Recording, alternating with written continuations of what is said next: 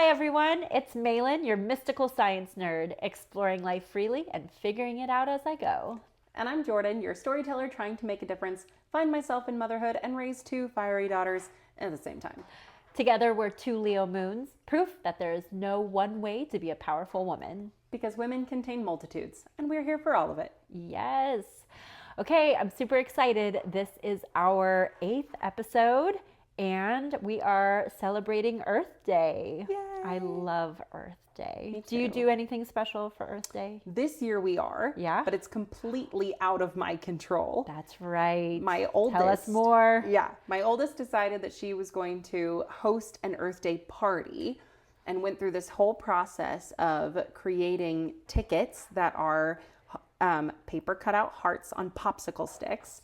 And she went out into our neighborhood and advertised this Earth Day party that I knew nothing about. She started telling people that there was going to be snacks and chairs, and she wanted folks to pay to come to the party to help pay for the party. But she came up with this like progressive sales structure where if you had a lot of money, you would pay $2 to come.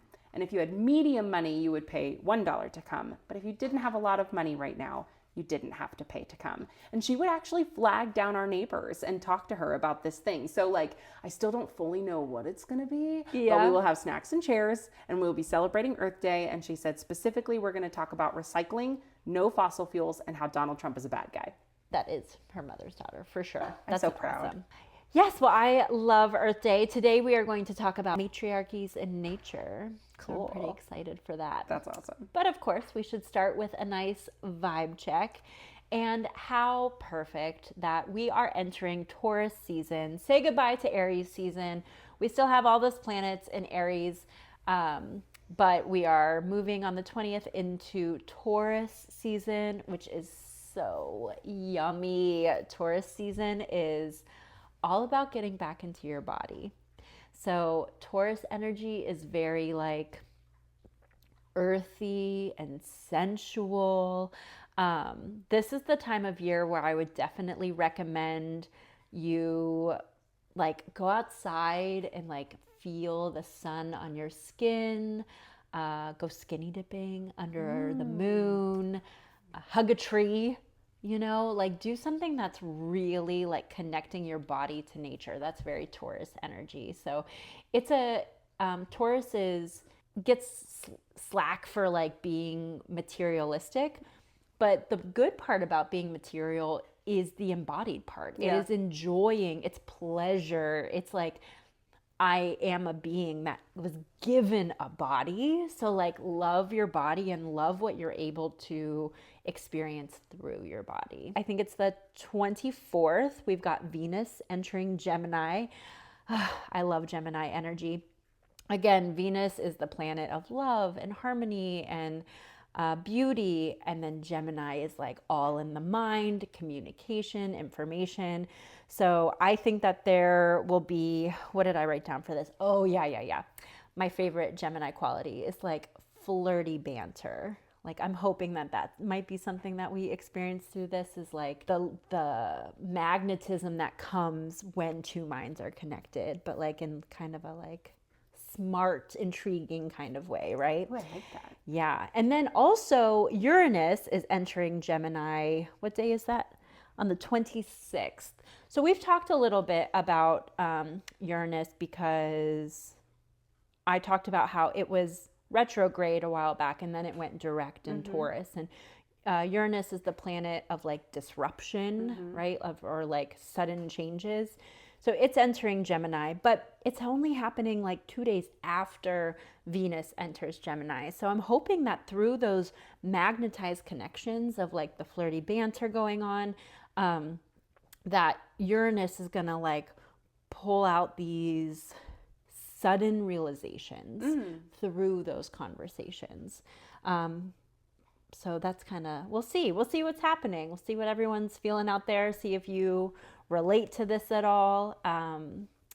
But I love Taurus energy. I love Gemini energy. And I like the combination of both. Most people hate on Gemini. Yeah. And I love it. So there aren't signs that I'm like going to talk poorly about. Because I'm like every single one is so good. Yeah, and this is who you are. You're really good at pulling out the good and good. seeing the positive sides of things that some other Yes. people might be like, well, that's not good. And you're like, but wait, Yeah. you haven't looked at it from this side yet. Perfect. Yeah. Well, speaking of seeing it from a side, Oh my gosh. what do we got politically, girl? So I'm not going to get super political tonight, which it feels counterproductive to a political vibe check. But I listened to a podcast this morning that really got me thinking deeply about who I am personally and also who I am in this moment. And I feel very called to share it because I love the podcast and I want them to, I mean, they're huge, so they're going to be fine. But I want you to listen to it and I want to share this message because it was important to me. And I'm hoping that other folks find comfort and like a sense of groundedness in it like I did. So for my entire life, I have identified and been told that I am an optimist. And for a long time, I almost felt like it was a negative thing. Like I was a blind optimist. Naive. Yes. That's how I feel too. Yeah. People would look at me or talk to me like I'm naive, like I'm too young to understand. You'll be a realist someday when you grow up. And I was always like, but it didn't feel like that to me. It didn't feel like I couldn't understand that there were bad things. It just felt to me like I leaned into hope more than I leaned into despair. And I never had anything to back that up, but today I do. I listened to, I know, it was just such an important thing for me to hear right now because things are so bad. And I never, ever, ever want to take away from the fact that they are hard for people, that people are dying, that people are struggling, that all is very real. And I have a lot of privilege and I will always, always admit to that. But when I was listening to Offline, a Crooked Media podcast hosted by Jon Favreau, he had on the podcast a woman who calls herself the Optimism Doctor. She's a neuroscientist, and she just recently wrote a book about optimism, what it is as a concept, how it happens in the brain, and how it's actually a tool of resilience that you can train in your brain using behavioral techniques. Ooh. And she says that optimism is not this idea that's been perpetuated of like blind hopefulness. It's not this like, oh, everything's going to be fine. This always find the silver lining. Or people call it like toxic positivity. It's not toxic positivity. It is resilience in your mindset that there are other possibilities than the bad one. It's very, very heavily informed by curiosity. And it's very, very heavily informed by your self-determinism and the idea that you have power and agency over the things in your life to turn outcomes the way that you want them to go. And she thinks that societally, we can all be optimistic because there are more possibilities than just the bad ones. There are more possibilities than just Trump trying to steal the midterms. There are more possibilities than perpetual war. And so while those other things can happen, the bad things can happen, optimism doesn't say they can't. It just says there are many, many, many possibilities. And I am open to all of them. And I have agency to help get myself towards the one that I want most. And I was just sitting there. I was trying to clean, but I kept like doing the leaning thing on the counter where I was like, I like can't do anything but listen to this. And I'm like frozen in my laundry room listening to her talk. And in the book, there's like a quiz that you can take to determine like if you are actually optimistic based on the scientific definition of optimism, not our idea of optimism. So I'm going to take it, and I think everybody should take it. She said that most people who think they're optimistic wind up not being. Oh. And then the like vice versa as well. So I'm very excited. I'll let y'all know what my score is. And this is our homework for the next episode. Yes, this is our homework for the next episode. But I just want you to know that if you identify as an optimist and you're a person that sees that there are so many possibilities, it doesn't make you stupid. It doesn't make you naive. It makes you creative and resilient. And those things are the things that are going to get us through the hard times. Yeah. I love like hearing that this is informed by resilience because ultimately that it feels like an evolutionary advantage to be able to have that resiliency, because if you're going to study the brain and study behavior and study mental illness, like a lot of times what gets in the way of us actually taking action in our own lives is it comes down to our own thoughts, Yes. right? But you get stuck in the negative thought loop, and there's nothing more powerful than our brain. Like, Yes. my mom taught me that, we weren't super religious, but she was like, the power of your thoughts is the most powerful thing you have. And it's true. It's like science is continuously proving that. And you don't have control over everything in your life, but learning how to have control over the things that you do can make a really big difference. And it doesn't mean everything's going to be perfect, but you need to be, this kind of, to me, ties back into when we're talking about finding the spaces where you can make a difference, and you can't do everything, but focus on the small section where you can, because that keeps you going. Yeah. And if you're going to focus on the other side, you won't do anything at all. Oh my God, you're going to fucking love this. I can't wait. Podcast. I like so much of what you're saying are things that they touch on, and like the power of the mind and how the mind is like forward thinking and like predictive as an organ. It is seeing things and planning for things before you even have any idea that it is seeing and planning for them. And so it's this idea that like, if we can harness this power and break our patterns of rumination and anxiety that are caused by our need to fill in the gaps of what ifs, and we lean into, but what if? And accept that there are so many possibilities, that, and there's a little bit of comfort in, well, anything is possible, so fuck it. Yes. Oh, I love it. I love it. That's great. And it does, not like directly political, but very political. Yes, exactly. And so I don't want to come on here every week and be like, go vote because it's going to fix everything, and sound naive, but like, these are the things that we have agency over. And so these are the things that help make those possibilities possible. Okay. We scoop. Yeah, let's scoop it up. Okay. I don't think I've done this for my solo scoop, but a part of me is like, how have you not done this? So maybe it's the second time you're going to hear about this, but one of the things I have been fully enjoying this last week is living alone and dancing around my house. Just dancing all the time. Dancing when I'm cleaning, or I'll be like watching TV and I'll be like, I want to dance, and I'll just like put on music I want to dance to, and I dance in my open space that I have. And I don't know, it feels good to, most of my life, I've had either partners or roommates, and I don't really do that in front of people. Yeah. And I think I would be good, if someday I did have someone who I felt comfortable doing that in front of, but there's still a part of it that's like so sacred to do alone. Yeah. Where there's no, it's not performative for anyone else. It is just for the physical expression. Yeah. And I've just been really like appreciating that it's whenever I want, and I love it, and it feels so good, and it feels really healthy for me. I don't know if you relate to this at all. I know I have some other friends, particularly girlfriends, who feel this way, but sometimes I forget how good it feels to dance. And again, not the classes I used to take, or not to look good, but to feel good. I think for me, I'm a highly, highly emotional person, and I hold all of that energy in my body. And there's nothing like dancing that helps me move that emotion through my body and out. And it's good therapy for sure. So that's what I've been doing. I've been Miss Dancy Pants over here. Miss Dancy Pants. That's cute.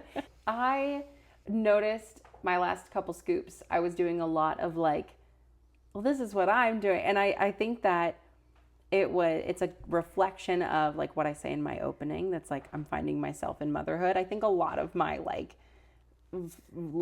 journey right now is figuring out who I am as an individual within my family system. But today I had like an amazing experience that was very not about me. And so I wanted to share because I was out with my girls and we were at a little farmer's market and it was freezing and rainy outside and they wanted to take their shoes and socks off. And I saw something online once that was a mom just saying like, if there's no reason not to say yes, just say yes. And I've also been working with my therapist on picking my battles and in a lot of ways. But she told me like, just sometimes you have to pick your battles. And today I was like, I'm not going to pick this battle. Like, take your shoes off. If your feet are going to be cold, and I'm going to give you that information. Yeah. But take your shoes off, whatever. So they're taking their shoes off and they're dancing in this wet grass and they're wrestling.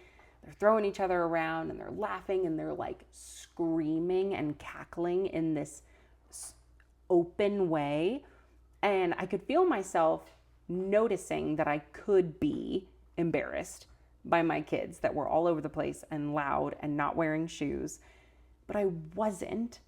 Instead, I was just feeling tremendously grateful to like bear witness to them and be the person in that moment that like saw this like unhindered like living that they were doing. It's like life source. Yes. Yeah. Like they were just so vibrant and free and like I think, and especially for women, like you don't get to be like that for long. Like it's such a short period of time that you don't give a fuck what other people think.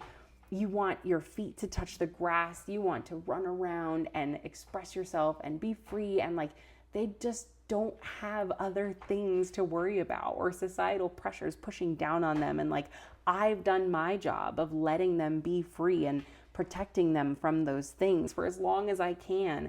And I just felt like so lucky to be their mom and to be that person for them. And I like found myself just like screaming to the universe that I want them to be like this for as long as they could, you know? And so it was such a good moment for me to like flag and remember in the hard times, like that's what it's all about. Shall we flow into some positive masculinity? Yes. Okay. We've got personal positive masculinity that presented itself to us pretty recently. Yeah. Gosh, how do we even start? So our moment is with a dear friend of ours who is the husband. I mean, they're all of our friends, but we met him through, he's the husband of one of our close friends. He's also our, do we say it? Yes. Like, they're going to know eventually. He's our dungeon master. We do play D&D, and he is the dungeon daddy. But that's not really what this is about. This is more about his dungeon daddy energy. And his actual job is that he's a paramedic. And he had a rescue recently that he was telling us before we sat down to play. And I personally was literally like, oh my God, that's so hot. So we at the table are hearing about it, like semi-anecdotally. There's like a side conversation happening between him and one of the other folks that were sitting with us. And essentially, the first thing I heard was, yeah, it's really statistically unlikely for you to resuscitate a dog with CPR. And all of our heads turn to look and like insert ourselves into this conversation. And we're like, what? What are you talking about? Tell us the whole story. And his energy is so humble. He's like reluctant to tell this story. Yeah. But it was also really cute because he got excited to tell the story as he saw that we were excited. He's the kind of guy who is just so like, oh, I just did my job. But then kind of like, thanks for being proud of me. Yes, 100%. So he was at the station with his fellow firefighters and they got a call that they didn't necessarily have to answer, but that they could answer. And they head out and they find a dog that was trapped in a storm drain. They couldn't get it out of the bars because its paw was stuck and it wound up with its head. Yeah. Its head was like the drain is filling up with water as they're trying to rescue this dog, and the dog winds up with its head emerged. They lay it on the ground and it isn't breathing, and he gives the dog CPR. Completely untrained, doesn't know how to do that for an animal, which is slightly different from well, it's pretty different from a person. And brings this dog back to life. Yes. And then gives the dog IV medication, And, untrained. Yes. And they take it to the emergency hospital in the ambulance. Yes, and he rides with the dog in this ambulance, giving it comfort and care the whole time. And he's just like, that was Wednesday. Yes, his energy about it, and that to me is the positive masculinity. There's a couple of, let's talk about the green flags. Yes, right. The green flags here are that just the absolute humble way that he was talking about this. It wasn't, I'm sure it was a boost to his ego to share it with us, but he wasn't seeking the ego boost, and he didn't perform for the ego. Yes. Again, this goes back to like, he was doing something of service. That energy of like, I'm here to help, I'm here to give back, I'm here to be of service. I just was like, it was so hot. Okay, so very exciting to talk about, well, no, we're not really talking about Earth Day, but I am excited for Earth Day. We talked a little bit about how you like to celebrate. I personally really like to, on Earth Day, take a moment, whether it's for myself or through my social media, to reflect on, since last Earth Day, where in my life have I had the opportunity to like really love and appreciate. And a lot of times that involves travel. But this year I was like, I want to talk about, on the podcast, matriarchies in nature, because I feel like right now we're hearing matriarchy thrown around a lot on social media. Obviously in this 4/4.5 wave of feminism, this concept of matriarchy, this concept of, burn the patriarchy and let's try another way it's the conversation right now. And I think that it's interesting because from what I'm hearing, I hear two things. One, lots of people don't understand what the matriarchy is. Mm-hmm. And upon further research, I have found that it's like, well, it's not like very well defined, even anthropologically. So that's fair. But also it was a nice reminder that people have limited understanding to what matriarchies in the animal world look like, because a lot of times people will pull from nature and be like, well, here's the reason why we should be doing it. And I was like, hold on. I actually do know a little bit more about this with my background. So I kind of wanted this episode to be fun, reflective. Let's get into Mother Earth, and within that, how are matriarchies actually showing up? Nice. So some of my favorite things to talk about. Okay, I think everyone first needs to have a basic understanding that when it comes to behavioral ecology or evolution, some of the strongest theories out there are that life itself is driven to continue. Okay, so outside of how our brains operate, where animals or living things are putting their resources is ultimately to make sure their genes are passed on. Mm-hmm. And one of my favorite things to look at, and this is from a free documentary that's on YouTube now, but it was from PBS many, many years ago and still is one of my favorite documentaries. It's called Why Sex? Check it out. Just trust me, just check it out. But from that, I learned and have since looked more into this, but our closest relatives are chimpanzees and bonobos, and they are vastly different. Chimpanzees are known to be extremely aggressive, mm-hmm. and the males dominate, right? So especially the males are aggressive. Bonobos are known because they are like the hippies. They are having sex all the time. Huh. And they're known to be like a relatively peaceful species. And so this they look into it scientifically of like, why are they so closely related and yet evolved behaviorally to be so different? They also are not, like, the males are not dominant. They are not necessarily matriarchal, but the female alliances are in charge. So the females actually like group together to form female alliances that are then more powerful than the males. Oh my God, it's like a council. Yeah. Like a Yes. council of women. Yes. That's cute. But overall, they have a much more peaceful life than chimpanzees. So then you start looking into like, well, why would this happen? Like, why did they kind of evolve behaviorally different when technically they came from the same area? And what they found was that chimpanzees evolved in an area that also had gorillas. And so because there were gorillas that are therefore competing for resources, okay, right? That forces the chimpanzees into smaller areas.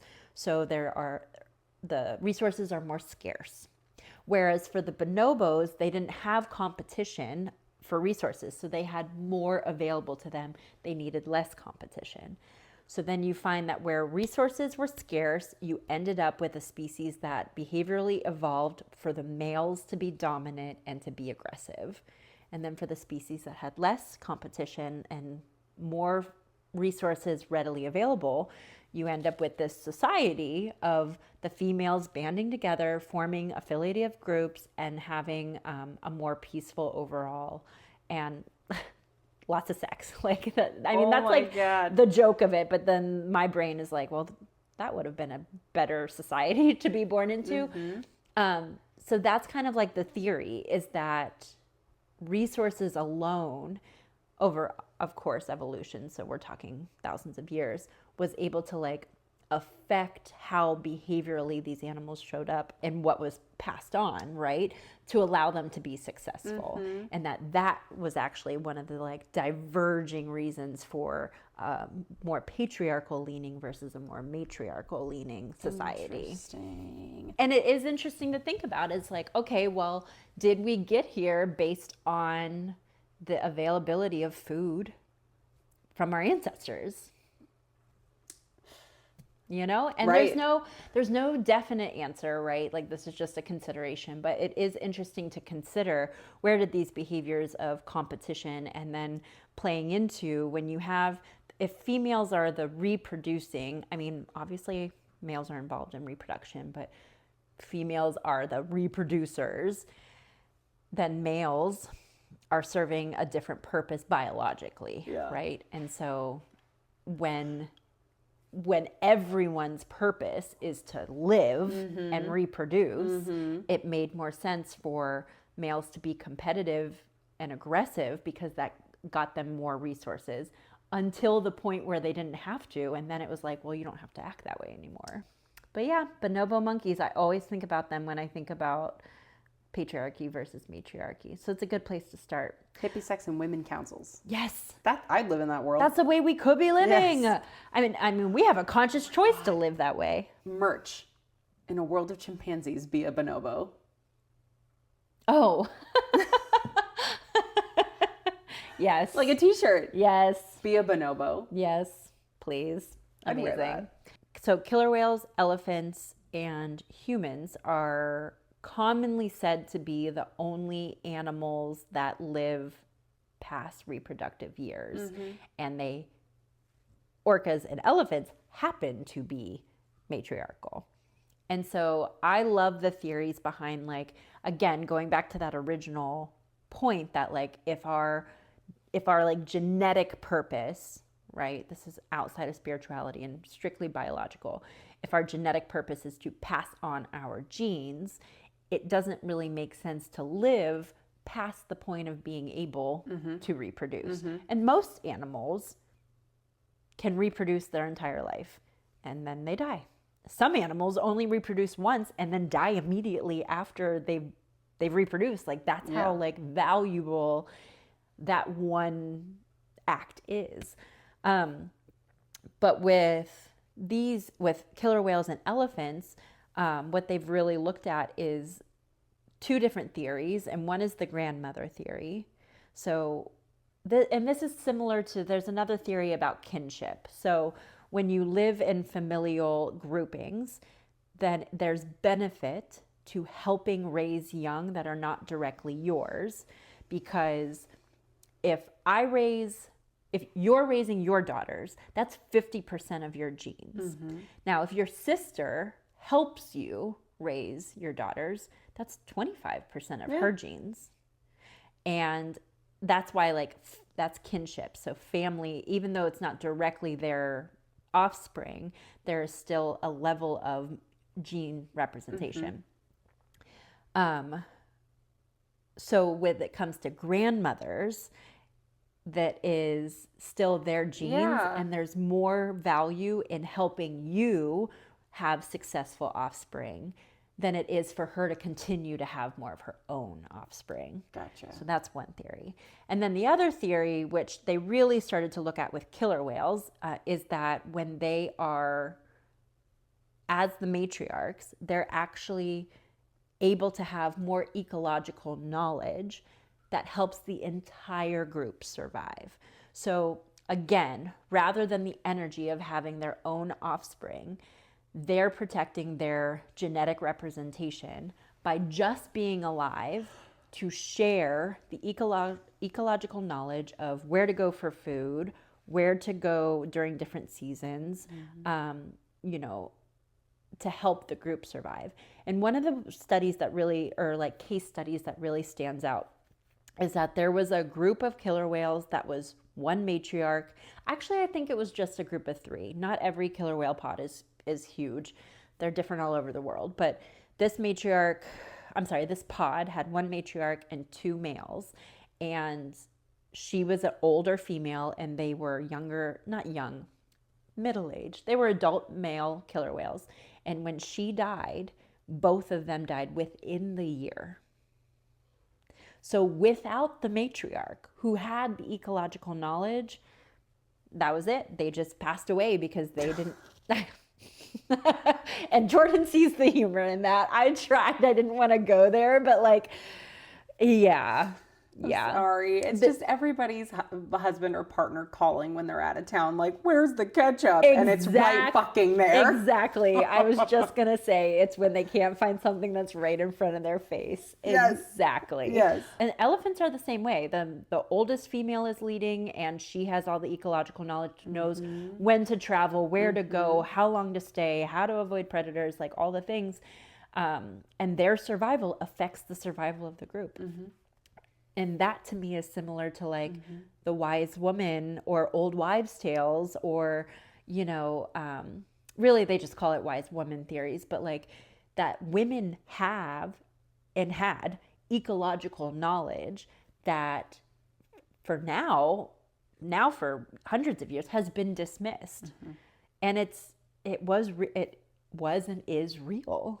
Like there's value in, and I'm not at all saying that only women can know these things. I'm just saying, like, naturally these were things that were passed down from woman to woman. Exactly.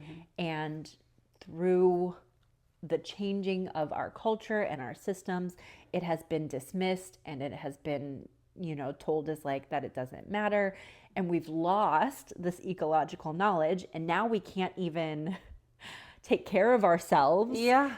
And now we are literally slaves to this capitalist, world of convenience, because we can't do anything on our own because we've gotten rid of what was very valuable.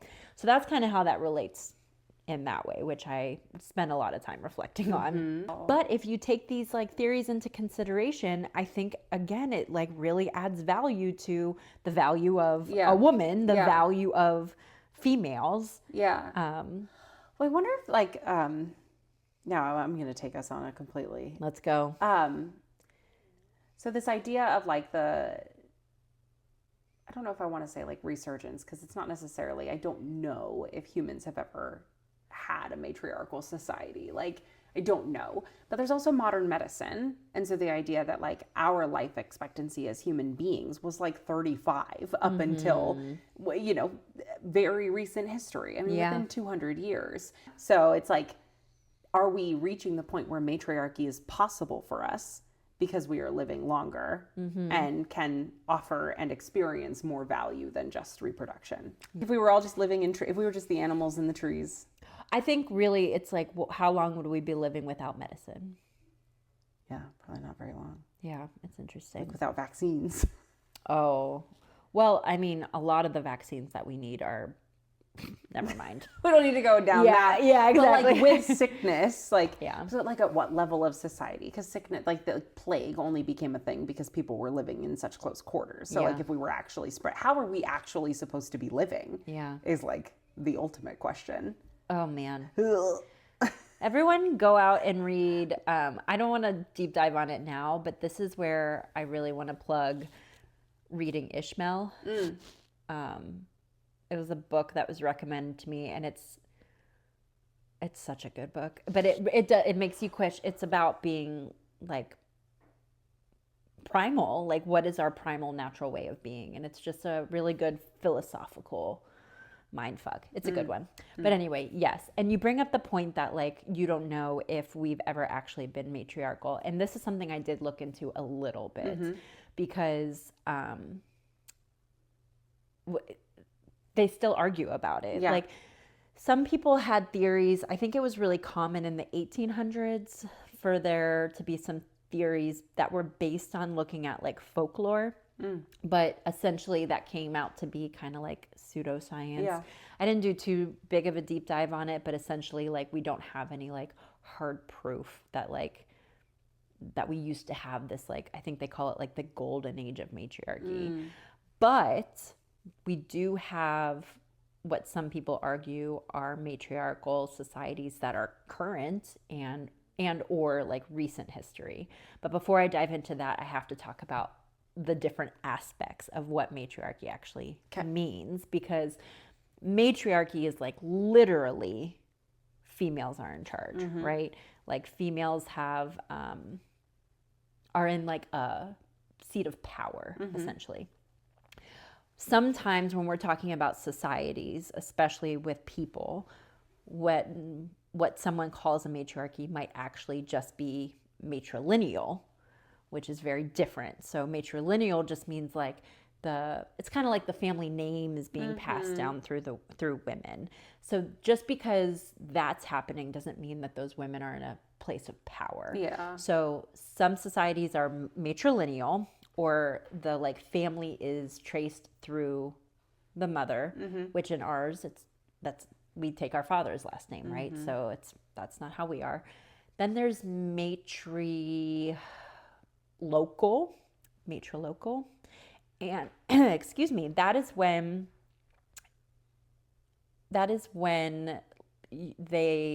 so if a couple like gets married, the couple stays close to the wife's family. Okay. Then there's matrifocal. It's more like it might be focused, right? Focused on women or females, but not necessarily, again, that they have power. Okay. And then there's the idea that like matriarchy is the inverse of patriarchy, Right.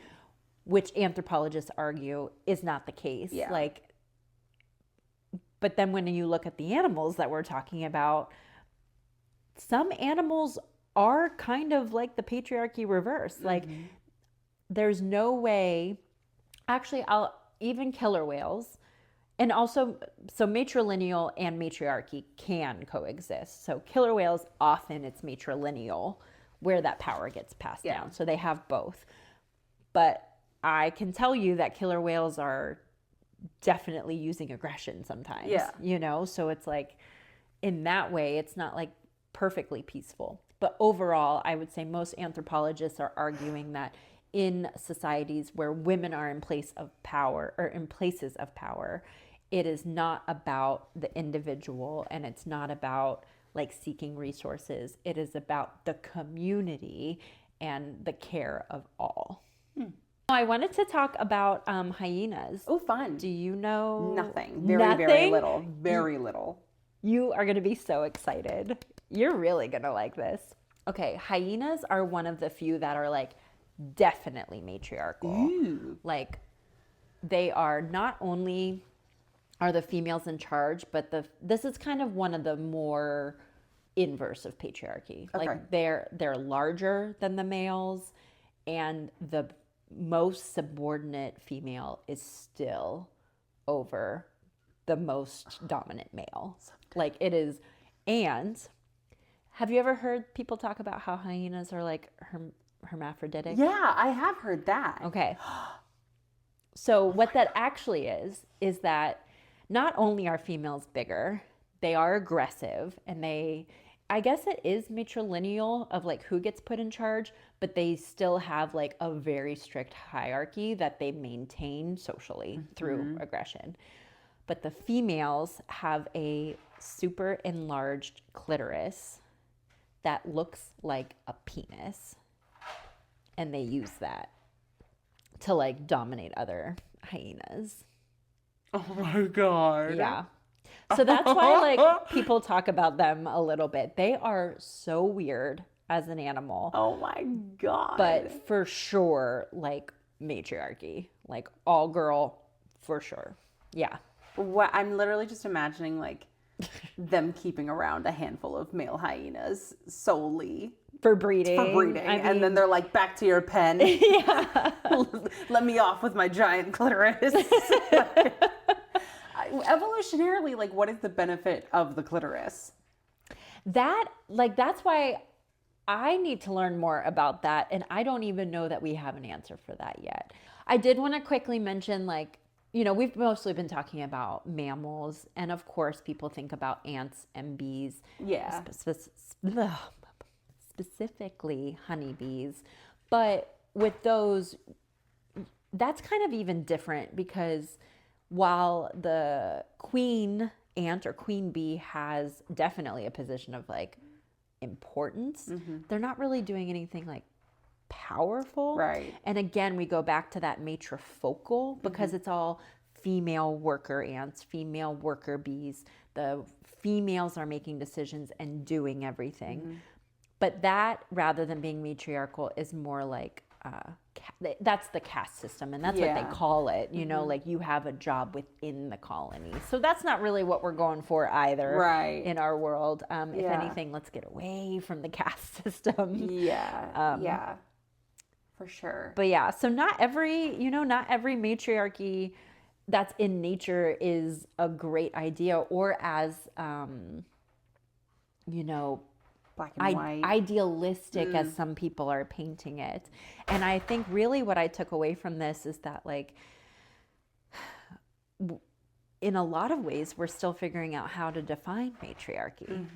There's so many different elements to it, and we understand patriarchy, and we understand that patriarchy really comes down to this, I didn't write it down, but it comes down to this focus on the individual, and this focus on very similar to capitalistic values. And so in that way, can we create our own other option, right? Have hope for there's another way that looks entirely different, and is not just females taking the place of what men are already doing, but doing it in a different way. I did a little bit of research on like matriarchies from an anthropological point of view, and I didn't realize this, but again, not strictly matriarchal, and there's a lot of scholars who argue that they're not matriarchal at all, that they're more matrilineal or matrifocal. But indigenous Native Americans, like, I didn't realize that Iroquois and Hopi are some of the ones that are most commonly brought up when talking about like matriarchies. Oh, I need to look into this. Yeah, I need to look more into it too. I don't know too much, but I just know that, like, women did have positions of power, not necessarily the only power, but they were granted, like, they had say, they were on councils. And there's currently a group called, I might mess this up, but it looks like the Mi'kmaq women, which are indigenous to the Canada, indigenous to Canada. but they're still present and alive. And there actually was a website I found where you could take like training and modules on what that looks like for them, because they're Wow. really fighting for that to continue. There was like a quote about how, like, something along the lines of how like a few scrappy white men showed up and changed an entire nation. So why can not a few scrappy women show up and take it all back? Yeah. Yeah. I was just sitting here, like, as you started to say that, reflecting on, like, okay, well, if Kamala Harris had won in 2024, I don't necessarily think the United States would have been pushed into a period of matriarchy. Like, the patriarchy as a concept, as a cultural norm, is so permeates so much through our society that it would take more than just one female in power in order for there to be actual matriarchy. But in New Zealand, there was the first female prime minister who actually made changes that altered the priorities of their government and their society, and truly like made the country happier. So like maybe it is true that it only takes a few, and maybe I need to be a little bit more curious or optimistic about the idea of it only taking a handful of women to put the right changes forward that make it possible for other people, more of the species, to thrive. And then when more of the species is thriving, instead of constantly struggling for survival, there can be change. Yes. Way to wrap it up, Jordan. I love it. And I think you bring up this other really good point that, you know, I love digging into nature and talking about all these crazy things that are happening. But ultimately, when we are talking from a place of, okay, well, if the patriarchy is not working, then what do? We don't have to like start from scratch. Other countries are doing this Yes. way more successfully than we are. Yeah. And, you know, this idea that the United States is the best and the first and, you know, pioneering, that's so old now. Like we've fallen so far behind. And there are other countries that are leading the way that I think we really need to start following and looking into.